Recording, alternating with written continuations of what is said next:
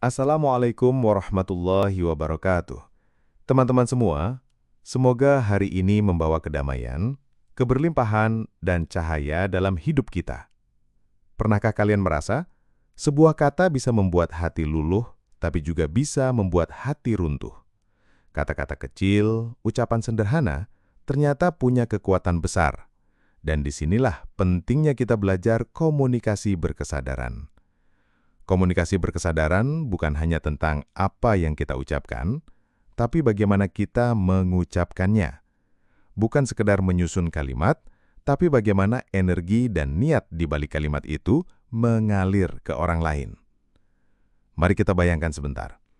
Ketika kita marah, kita bicara keras, kata-kata kita menusuk, dan akhirnya hubungan rusak. Tapi saat kita tenang, meski kata-kata sama, getarannya berbeda. Orang lain bisa menerima dengan hati lapang. Itulah mengapa prinsip pertama komunikasi berkesadaran adalah niat yang jernih.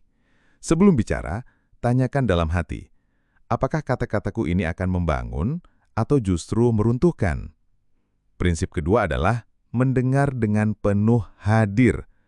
Kebanyakan orang mendengar untuk menjawab, bukan untuk memahami. Padahal ketika kita benar-benar mendengarkan, bukan hanya telinga yang bekerja, tapi hati ikut berbicara. Dan disitulah tercipta koneksi yang lebih dalam. Prinsip ketiga, kata adalah energi. Kata bisa menjadi doa, bisa juga menjadi racun. Orang yang berkesadaran kaya memilih kata-kata yang menumbuhkan, bukan merendahkan. Kata yang menyembuhkan, bukan melukai. Dan jangan lupa, bukan hanya kata, tapi nada dan getaran suara kita yang sampai ke hati orang lain. Seseorang bisa berkata, "Aku sayang kamu," dengan nada dingin, dan itu terasa kosong. Tapi dengan nada lembut dan penuh kasih, kata yang sama bisa membuat hati meleleh. Prinsip berikutnya, kelola emosi sebelum berbicara. Kalau kita bicara saat marah, sering kali berakhir penyesalan. Tapi ketika kita tenang, kata-kata menjadi jernih, membawa keteduhan, bukan bara api. Dan terakhir, beri ruang. Komunikasi bukan ajang siapa yang paling benar. Komunikasi adalah jembatan. Beri ruang orang lain untuk menyampaikan rasa dan pikirannya, karena dengan itulah hubungan tumbuh.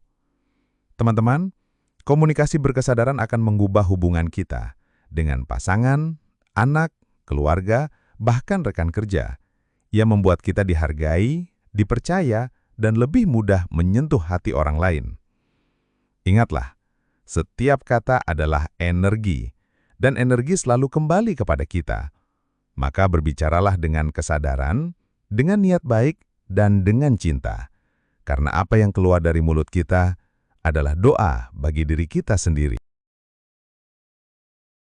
Terima kasih sudah tonton video ini, semoga bermanfaat, dan jangan lupa subscribe, like, dan share video ini.